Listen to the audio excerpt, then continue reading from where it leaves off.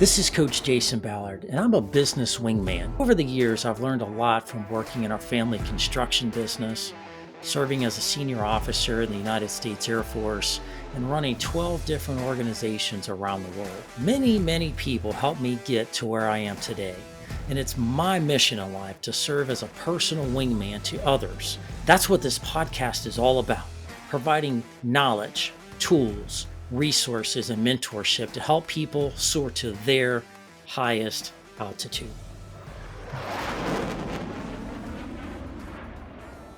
And welcome back to the Soar Higher podcast. This is your host, Coach Jason Ballard, and we've got another great episode in store for you today. Today, we're talking about one of my favorite topics, which is sales.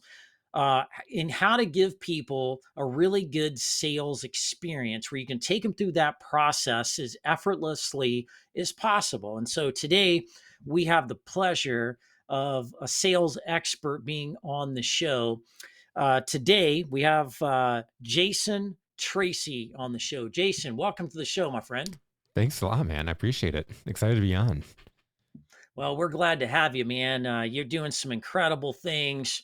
And so as we get started, I want to talk about you just for a minute. Today, as two Jasons being on the show, today is the Jason show. It's all about Jason today. The question is which one, right? But today is about you, Jason. So Jason is the founder and CEO of a consulting company called Roar Consulting. Focuses on coaching small businesses on proven sales systems, things called being the difference, which is very powerful. We're going to unpack that here in a minute. He is also a host of his own sales podcast called Coffee and Grit. Love that. And he's a renowned public speaker and best-selling author. So we are really proud to have you on the show. I think you were going to have an awesome conversation and ultimately be able to give the audience some real meat on the bone that they can take and go out there and do some great things with. So awesome. Way to have you on the show, man. Thanks a lot. Yeah. Selling and serving at the highest level, and that's the biggest thing. I think a lot of people fear sales.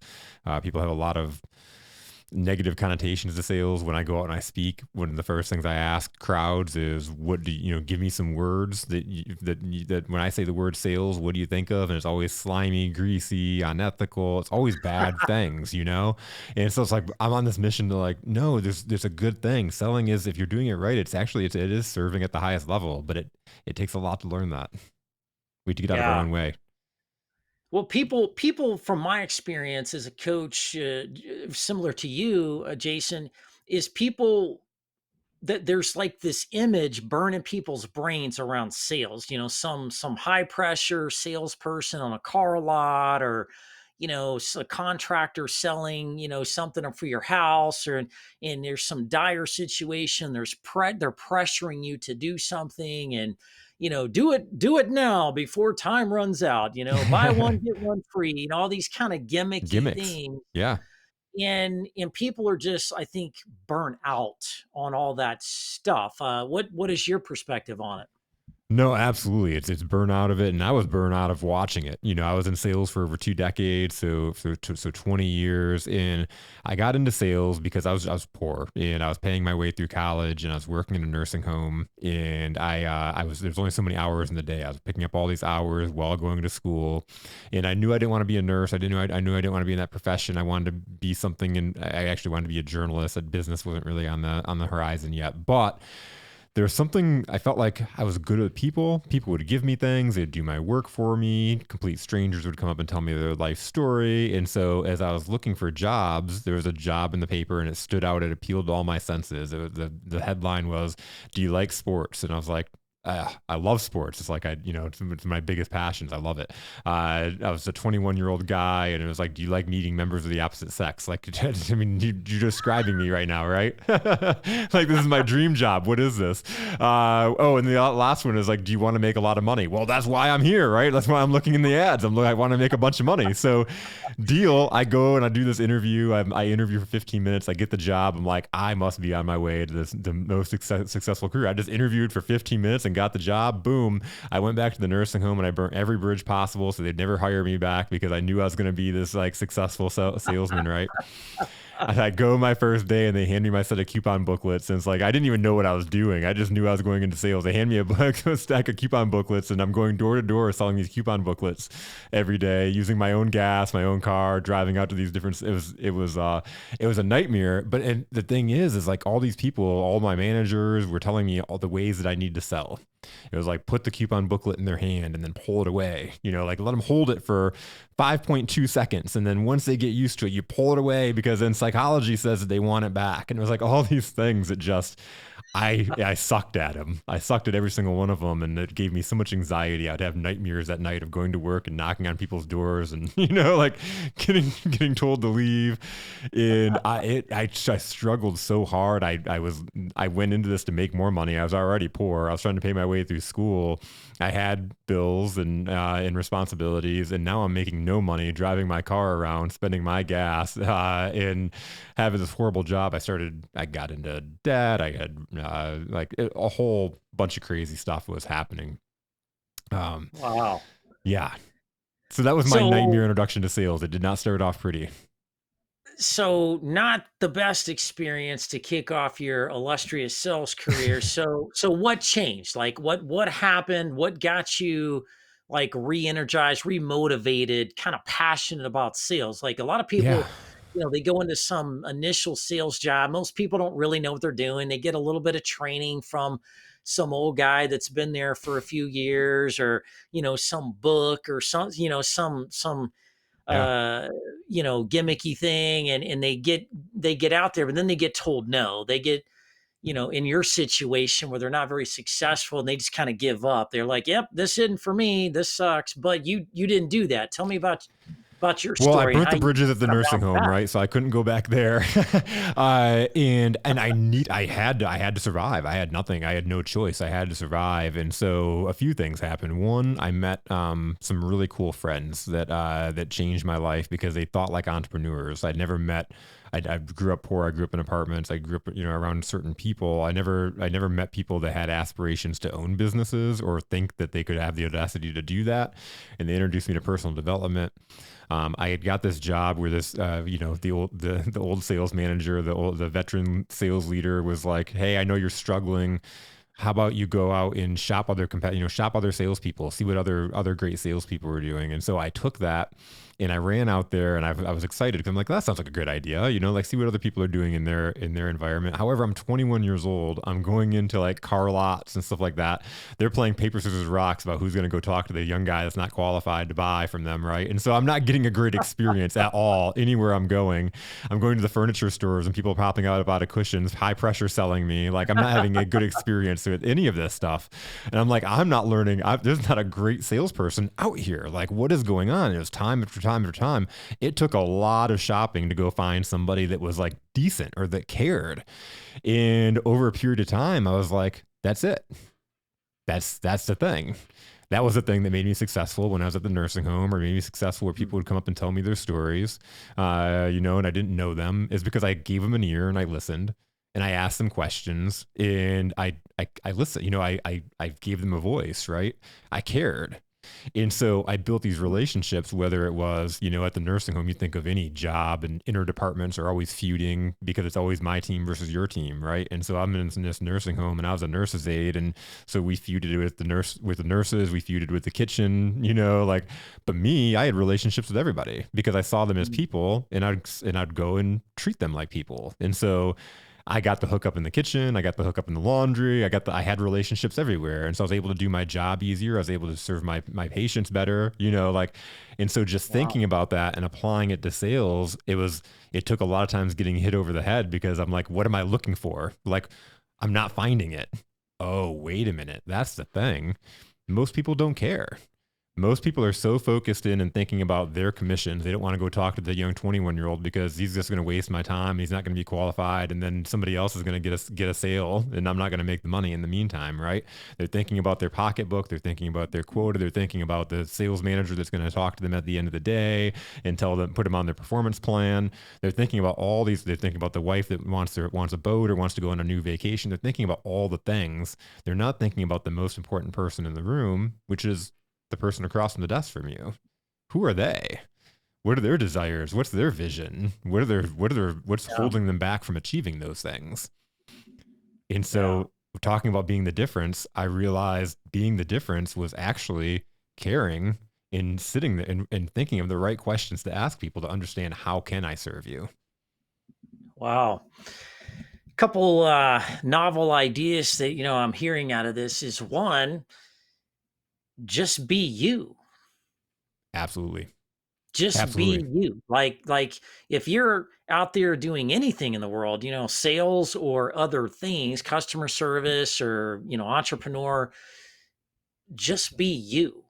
I think that is a powerful thing that can help kind of cement in your mindset before you walk out your door every day and go meet people, talk to people, and do whatever it is you do. Just be you and comfortable and confident just being you because you've got, natural gifts and abilities that other people don't have.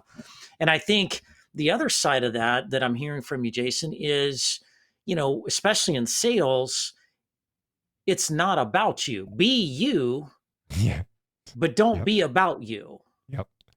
You, you hit the nail on the head on both occasions, and that's one of my my two core pieces in my talks. Is it's the first thing is it's be you, but then the second thing is it's not about you. It is Right. important to be you because it's hard enough being successful trying to be yourself, let alone trying to be somebody else.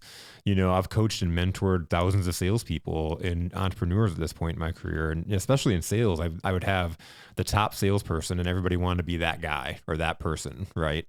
Yeah. And so they'd follow or they'd shadow that person, and then they'd try to say the things that that person said, and they couldn't because they're not that Right. person, right? I had a mentor that changed my life as a leader, but I would go to him with situations and say, "Hey, this is happening. What would you do? What would you say?" And I would go back and do or say what he told me to do, and it wasn't like it was bad advice, but it was like it wasn't me. It was what he Right. would do or say, and it came off. I came off as a douche. Like people looked at me like, "Why are you acting that way?" I had to figure it out, Right. you know, by caring and understanding and putting it in my personality, right? Yeah. Yeah, when you try to do things that other people do the way they do it, while that may work, it's not guaranteed to work for you because people in sales, they're buying you. Yeah, you have Yes. products and services that are important that they may or may not need, but they're buying you. They're trusting you that you're going to do what you say, your products are going to do what you say, and you're going to be there for them when things don't go well and make it right, right?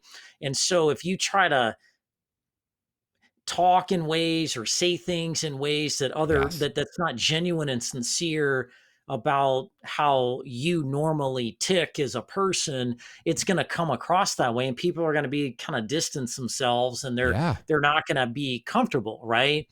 And I think that's hard for people to because it's like almost not I don't say desperation, but they're just anxiety about hitting a quota or hitting a number Yeah. versus just finding a way to wrap whatever it is they're doing around their personality to best deliver whatever they're trying to deliver in a meaningful and beneficial way.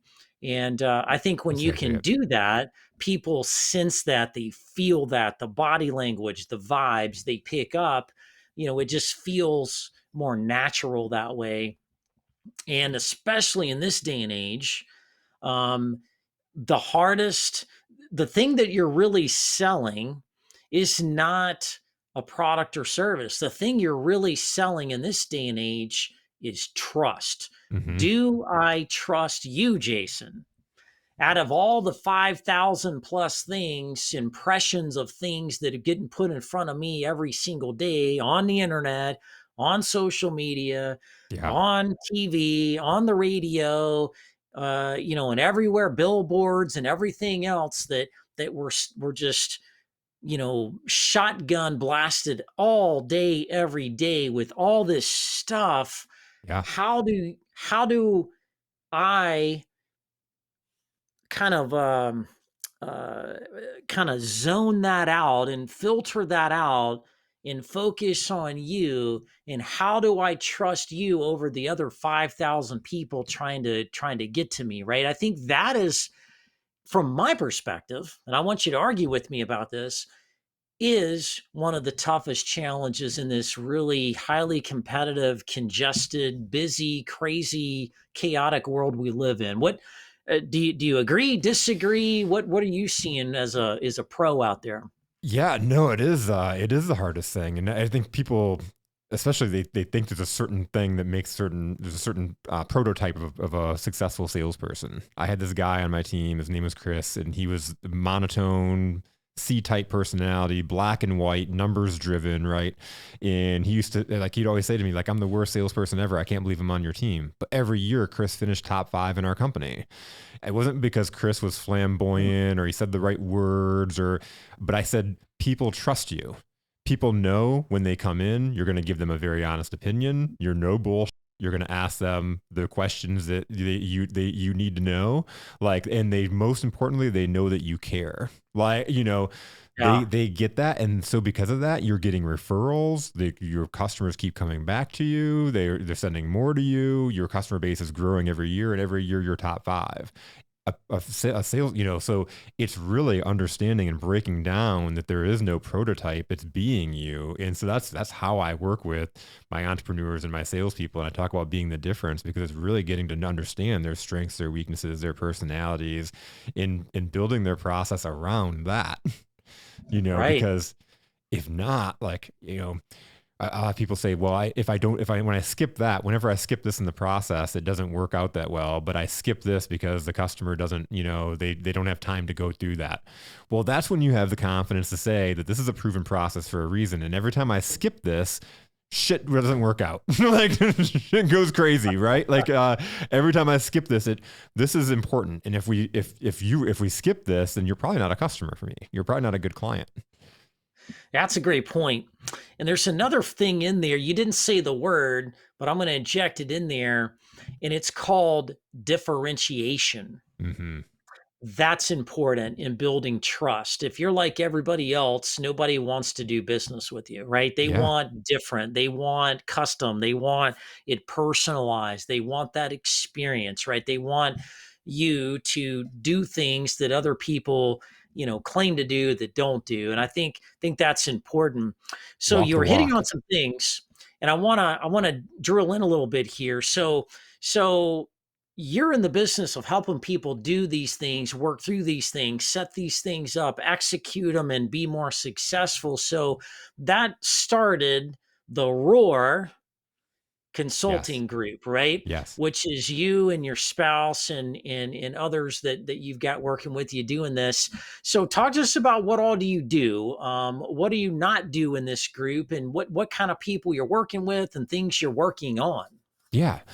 So I work one-on-one coaching with solopreneurs. I love the small business group, the solopreneurs, and this kind of happened by accident. I started my business to be a fractional sales leader, to be a consultant, to work with teams, because I saw so many businesses that were struggling, so many, people that were like, I'm going to go start a business and I'm going to go hire a sales team, and then they're just going to go out and sell, and I'm going to go sit on the yacht and drink mimosas. Well, that doesn't happen. They need training and development and process and systems, and right. Like, but that disillusion a lot of times. So I started my business around thinking around that. And I was going out and I was sitting and meeting a lot of coaches and consultants, because I wanted to pick their brain and find out, what'd you do? What worked for you? What didn't? What would you do differently? All that kind of stuff. And The one thing that I saw that was so common with all these people was that they were phenomenal in world changers, right? Difference makers. However, the good majority of the people that I was meeting with had never been in an environment where they had to sell themselves. Most of them had never been in sales ever. So they had all this, impactful wisdom, in they can impact and change and grow people and companies, but then they're heart centered and they're struggling with their giving away their stuff, having imposter syndrome because they're not making money. And now how do I sell my Wow. coaching when I'm having this imposter syndrome, because who's going to hire a coach that has a struggling business? And so watching all this stuff, as I'm having these conversations happen, and I'm seeing like the evidence that where this is evidently going for these people. They're going to end up closing their business, going back and getting a job, and then feeling like failures because they couldn't go out and live their dream and passion and make money doing it. And then they're going to live like this half-hearted, working a job that they're miserable at, thinking that they're failures for most of their life in a lot of cases. And so I'm like, Hmm. wow, what if I can help these people sell? What if I can help them? And what I see in all people that I work with in sales is it comes down to three areas: belief system, communication, and process. Those are the three areas that hold you back or make you propel you in sales. Is what's your belief system? How are you communicating to your people? And then what's the process that ties it together? And so, just going out and helping people mostly adjust the process, adjust their belief system. Yeah. 99% of it is what they believe. So, where do you think that's stemming from, right? You're out there doing this every day, working with, different types of business owners, entrepreneurs, leaders, people that Yeah. are, got really great products and services that can make a difference in the world. But then there's something that's preventing them from doing great things and going as big as they need or want to go with it and serve as many people as they want to serve. Like, what's tripping them up? Why are they not able to get out there and do these things? Beliefs. It's beliefs, that hold Yeah. us back. For me in sales, I was struggling for years making sales phone calls. Even after, going through those experiences and learning what good salespeople do. I remember when my first boss came to me and said, "Okay, here's the phone, time to make calls." I would sit in that room for over an hour making fake phone calls, because I was scared of making phone calls, right? So Yeah. like it's a matter of being able to get out there and do those things. And so like I dissect like, why am I struggling doing this? And like really, as I really unraveled it, it went all the way back to being a kid and sitting at my grandma's house when she'd get telemarketing phone calls, and my grandma just absolutely destroying the life of whatever salesperson was on that was on that line, and then getting off and like the whole family laughing and joking about the expense of that poor soul that just like got the wrath of my grandma on the phone. And so every time I was making a phone call, I was thinking like, I'm bugging this person. This is my grandma. Like I was putting myself like in a Mm. position of like, I'm bugging people. I'm annoying them. I'm just selling them. They see me as a salesperson. And so even though going back to I'm me, I'm a caring, heart-centered person. I just want to help people. I want to serve them. I want to empower people. But I'm seeing people seeing me as a slimy salesperson that's just trying to rip them off. Even Ah. though at my core, I'm this other person. When I'm picking up the phone, I'm seeing myself as that guy that is bugging them, that's interrupting their day, that just wants to sell them something. And so, am I going to make a good, successful phone call when I have that belief system? So, man, that's really cool, Jason. So, how do you disrupt that? How do you break that cycle that goes round and round, and people kind of get in that mindset, that habit of thinking and operating that's Yes. not Yeah. really moving the needle? So, how do you get in there and help people break through that and recreate some new thinking and habits that helps them kind of power through that and start hitting on some different levels? The first thing we start with is, and this is some may sound crazy, but storytelling. I love sitting down with my clients and having them tell me stories about their favorite clients, their favorite experiences. Brene Brown says data is stories are data with soul. And Hmm. there's so much information that you can get from people's stories as they're sitting and talking about their experiences. I'm learning who their who their perfect client is, what their problems are when they meet them, how they solve their problems, how they met them. But most importantly, you're seeing people light up as they're sharing these experiences, and they start saying like things like, "Oh my God," and they said, "If they never met me, they wouldn't have changed their business, and they might not even be open today." And as you're starting to have that conversation, you're saying that kind of stuff out loud. It's like, what if you would have never called them? What if you would have never picked up and made that phone call? What would have happened to them? What would have happened to you? And start diving in, because you have to change that you can't shift the perspective in the same mindset that you're in, so you got to challenge and push that and think about it completely differently. I had a guy that was he's coaching high performing athletes, like high school high performing athletes. And at the time I started coaching him a couple years ago, he had one client that was paying him like $100 a month. He was feeling like a complete failure. He was about, like, his wife a few months later was like, "Thank you for bringing my husband back." Like, and it's just, this guy was ready. He was a beast, ready to go, but he just needed to shift his perspective a little bit. He saw himself as, what kind of value am I giving a high school athlete? Yeah, they can get to college and play sports, but really, how do I charge somebody for something that they're not making any money on now?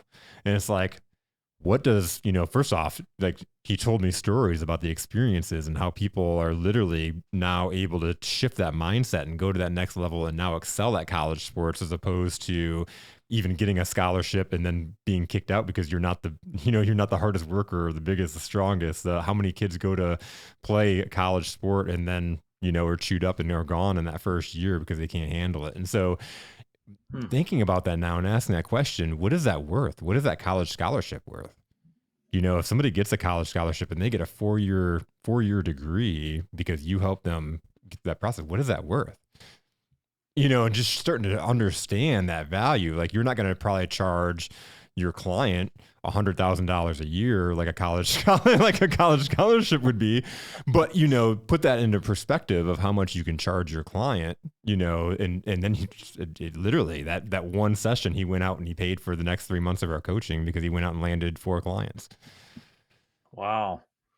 Yeah, that's pretty powerful, man, because you got to think about the value of what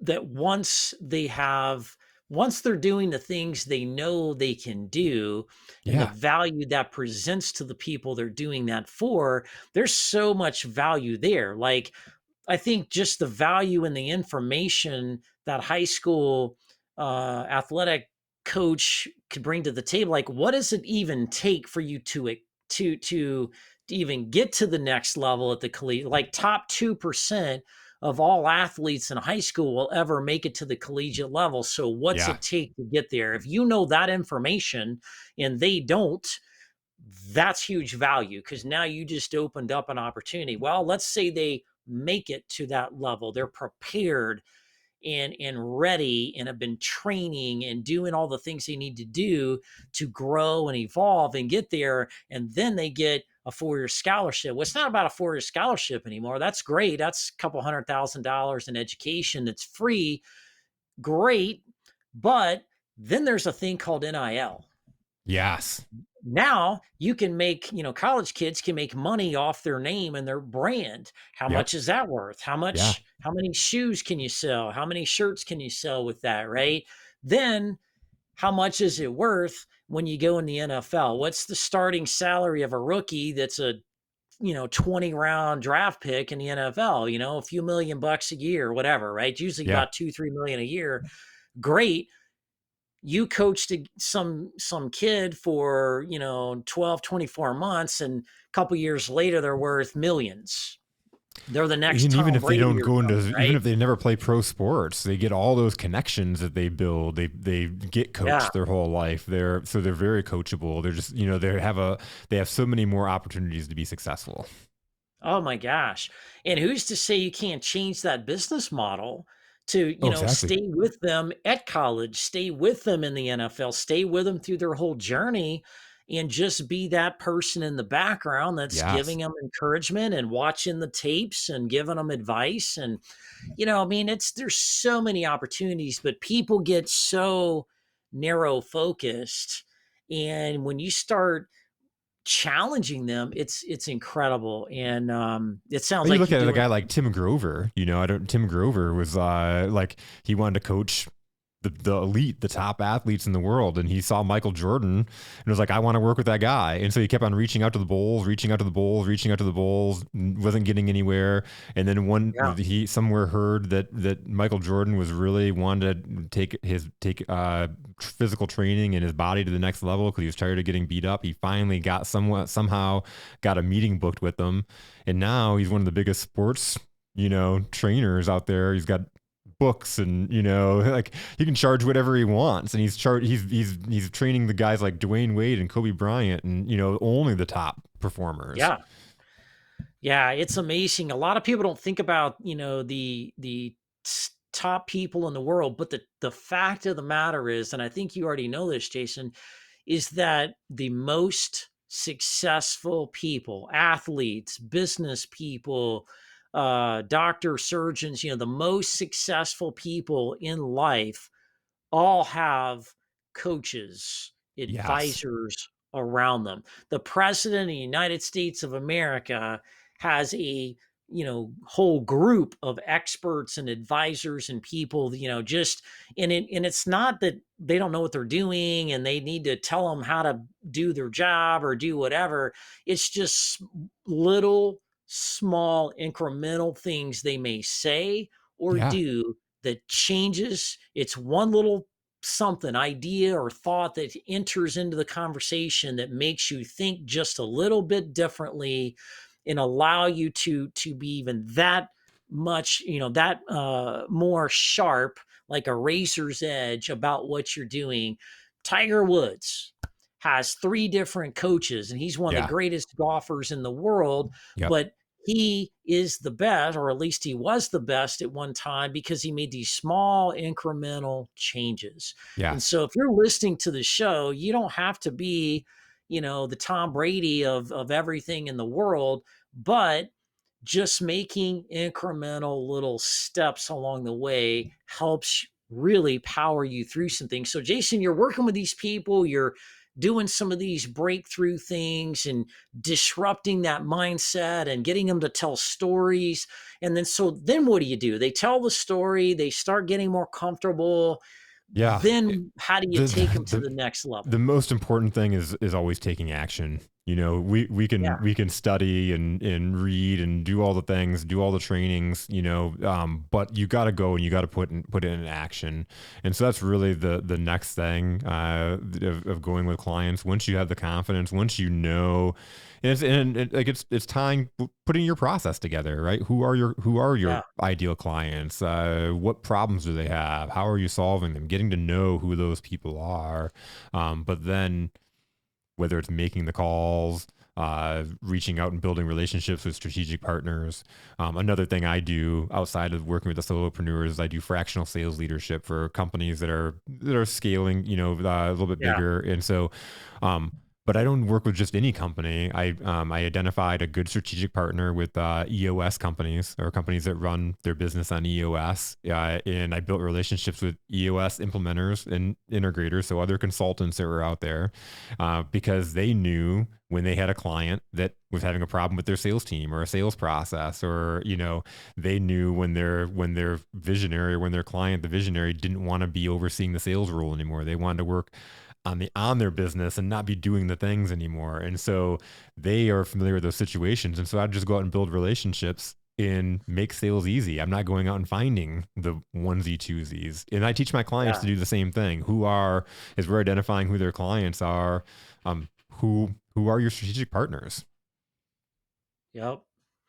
Yeah, champion strategic alliances, and people you can surround yourself with that are like-minded, that are talking in the same circles of where your ideal clients hang out is critical. You can't just go chase down the next one and hope it Yeah. works, right? You got to build. Brian Tracy teaches the Parthenon principle. The Parthenon's Yep. built off of 150 columns. That's why it still stands today.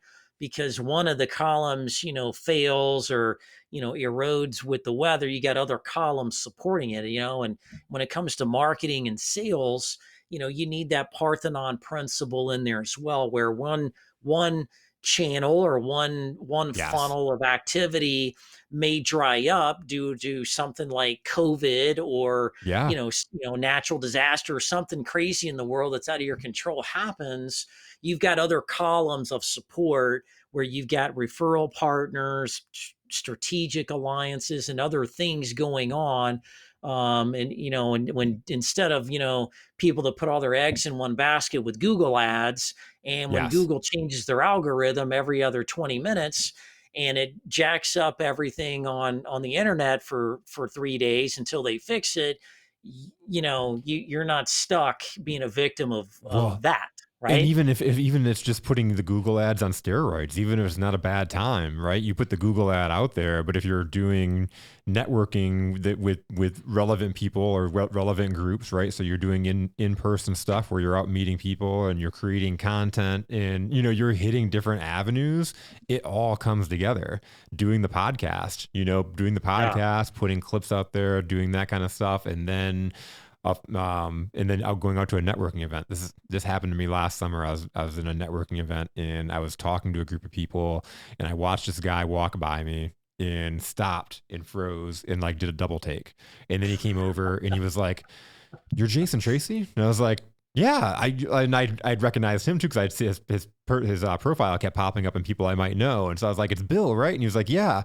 He's like, "Oh my God, you know me?" And I was like, "Yeah." And he's like, "Oh my God, I've been watching your podcast for forever. I didn't know that you were local. I didn't know that you were someone that was like here."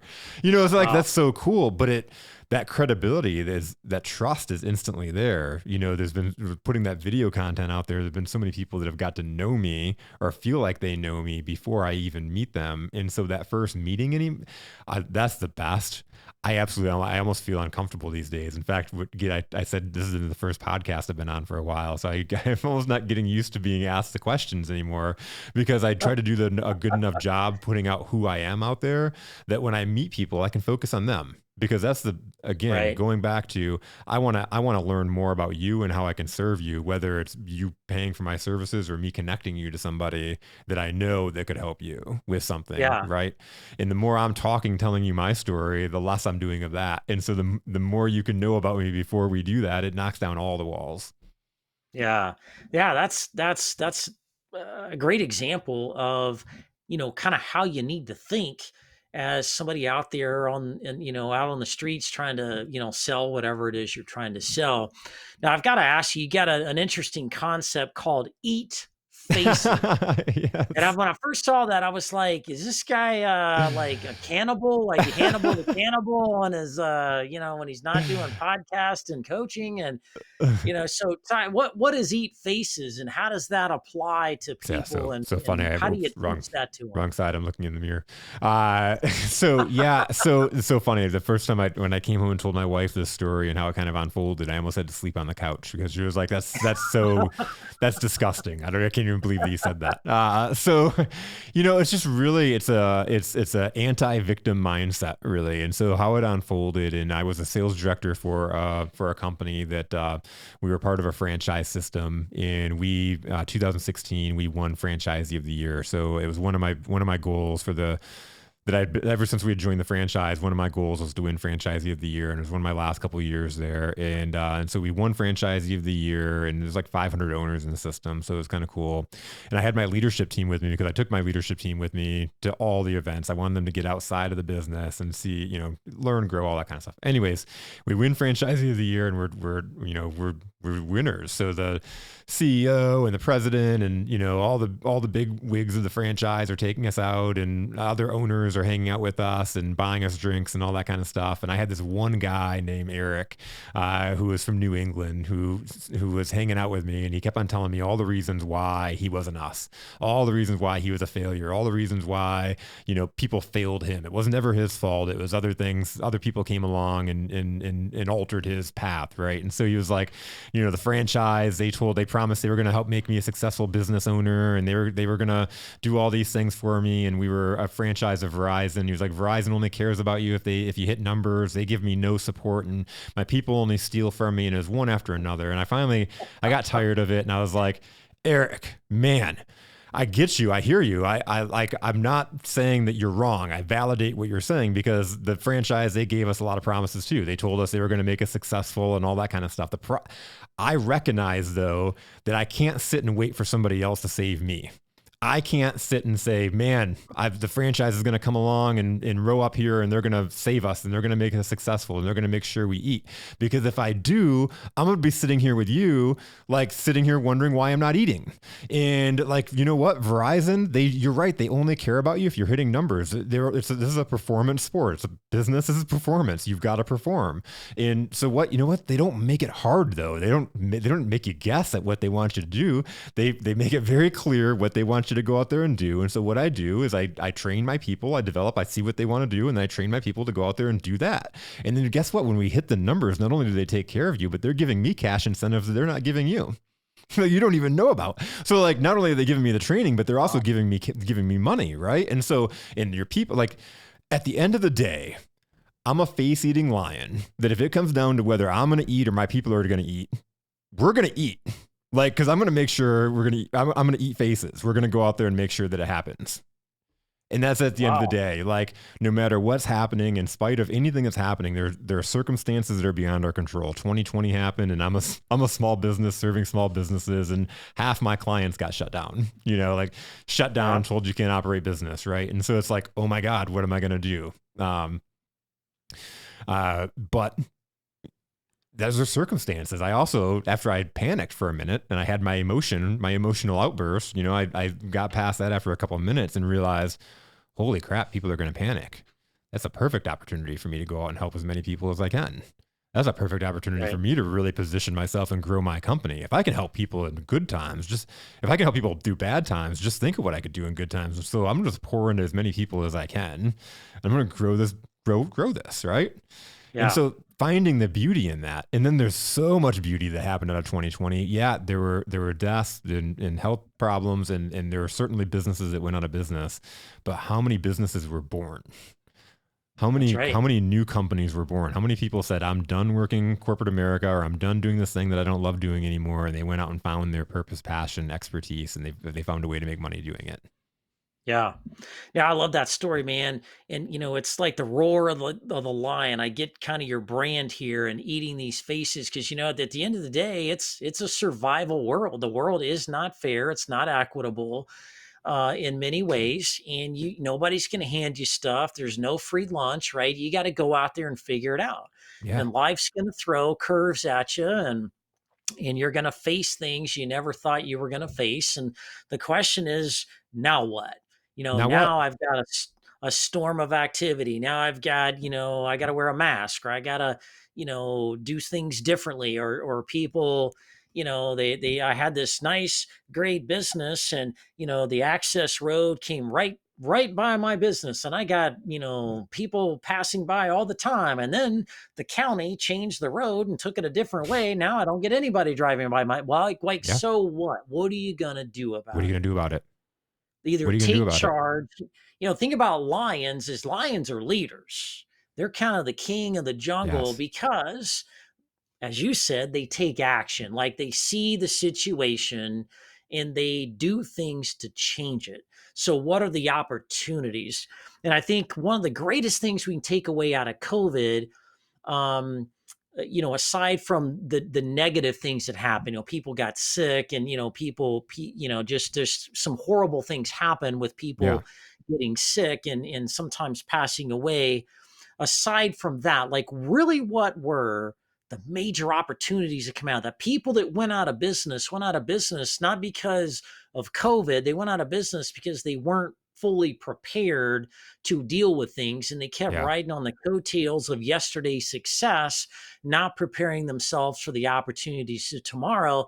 And when the good Lord put an opportunity in front of them to pivot and change and evolve and adapt and look at new ways to serve the world, they were either unwilling or unable to make those changes to make that happen. And so, Yeah. the nimble survivors saw those opportunities and made those pivots. I've told this story many, many times. There's a company here in Louisville called Wicked Sheets. They make bed linen for, all kinds of people, upscale hotels and all kind of different people, Yeah. right? It's a pretty cool company, woman owned, entrepreneur, started from nothing and built this thing up. And then COVID happened. Nobody went to hotels, and people stopped buying some of the sheets, right? Her volume went down, and it was kind of a scary time, right, for Yeah. her and everybody else in the world. And she's like, well, I got this novel idea. What if we quit making really big squares of fabric, and what if we made little small squares of fabric and put a string on it and called it a mask? And it worked. It worked. They created a lot of, kind of created some new Yeah. things out of just being innovative, Yeah. thinking and looking at opportunities, right? There was a opportunity to serve, people were in need, and they Yes. took it. Yes. So incredible. Thank you for explaining that. I was like, eat faces, man. There's got to be a cool story there, but I'm kind of scared to ask because, I'm scared to ask. like next Halloween, I'm gonna have some freaky dude on my doorstep trying to eat me or something. Yeah, I don't know. But amazing work, Jason. I take a look at your body of work and what you're doing at Roar Consulting and the Coffee and Grit podcast you're putting out there just to talk, just to kind of, get through life and Yeah. get through the things that are going on, and like you said, pouring into people. I think that's, not everybody has the ability to do that, maybe not in be in a place in their life to be a servant on that level. So one, thank you for what you do. Oh, my The pleasure. people, the world as we know it today, in this kind of chaotic state it seems to be in, needs positive people, needs people like Absolutely. you that are servants that can lean into them and take them by the shoulder and just show them like a shepherd is to a flock, just shepherding through the challenges of life and saying, yes, you can, and here's how. So Absolutely. Jason, as we kind of conclude today, I wish we had another hour or two. We're gonna have to get together and do another I love it. podcast and Yeah. follow up and deep I'd love to dive have you on into some Coffee and things. Grit. I'm there, brother. Just Awesome. I'll tell get me with Grant. when. We'll get it scheduled up. I, I'll have my person meet with your person. I think they're the same person. I think they're the same person, but that whatever works. Grant's gonna need to hire an. So, Jason, so awesome to have you on the show. As we kind of depart here, what are the top three things you want people to know the most that you feel can help people today in their life, their mindset, that's running a business and trying to market and sell themselves, that can truly benefit them right now today? Right now today, understand who are you? Who are you and who Mhm. are you serving? I see a lot of people that run 100 miles an hour and feel like they're doing a lot of good work, and they're maybe running 100 miles an hour in the wrong direction, or a direction that's taking them right back to their driveway. I think there's a lot of focus on let's make money or that end result, and let's focus and understand who are you as a person. What do you want out of life? What is a good business? Like, what does your work life balance look like? Who are those people that you're serving? How are you helping them? That's really the foundation of everything there. And then when you're going out, listening, and be yourself. And when I say be yourself, be vulnerable. Um, share the story that story. When I sit with clients and they're like, oh, I could never share this story, but this is a good example. It's like, no, that's the story that you need to tell. I had this person that was gonna. I had her. I told her I see she's a phenomenal consultant. She's a phenomenal speaker, and I was having a conversation with her a few months ago, and I'm like, I'd love to have you on the podcast or on Coffee and Grit, and she's like, oh, I'd love to, but there's a certain story I don't want to share, and I'm like, tell me more about that story, right? Like, let's lean more into that story. And she starts telling this amazing story about this, how she struggled in business and had to end up closing up her business before the pandemic, and like all this stuff that she's not comfortable, she's too vulnerable in. And I'm like, not only do you need to share that story, but I'm not going to invite you on the podcast until you're ready to share that story. When I ran into her a month ago, I'm like, are you ready yet? And she said, no, no. People need to hear that, because that's hope for people. Like, to see where she's at now in just a couple years, what she's done in her life. Like, I thought she was successful before, but that story like gave me goosebumps, like, be vulnerable and share that stuff, because that's going to help you most relate to the people that you're trying to serve. Wow, that's powerful and so true. People sometimes think of their life as kind of in a box, like they're in their own world. But the truth is, and you kind of understand that sometimes when you go to church, because then in church they talk about things and life stories and examples, and you're sitting there thinking to yourself, wow, I relate to that. Wow, that was me last Yeah. week. I was down. Yes. I had given up on something. And then this week my teenage kid popped back on the scene and was started being themselves again. Like, it's relatable, Yes. and being, and just letting people know that even though you're some hotshot superstar person, you're still a person. And everybody goes through Everybody's ups a and person. downs. The Yeah. celebrities, the pros, everybody goes through those ups and downs. So that's very powerful. Thank you so much, Jason, My pleasure. Thank you for having me thanks on. for all the great things that you're doing out there. Keep up the good work. So folks, Jason Tracey, amazing guy, Roar Consulting. Jason, if people want to learn more, want to get to know you, want to understand how Yeah. maybe you can help them or listen to your podcast, how do they get a hold of you? Yeah, they can go to my website. It's www.roar, ROAR, like the lion, .consulting. You can also find me on LinkedIn, Facebook, Jason Tracey. If you look that up, YouTube is Roar Nation. Awesome. That's awesome. I encourage you to connect with him, follow him, and just kind of absorb the things that they're doing, because they're doing some really amazing things out there. And so that's it for today's show, everybody. Please join us next week as we talk about a very similar topic, digital marketing, but how it could be destroying your business and how to prevent that. So we look forward to being with you next week. Have a great week, everybody.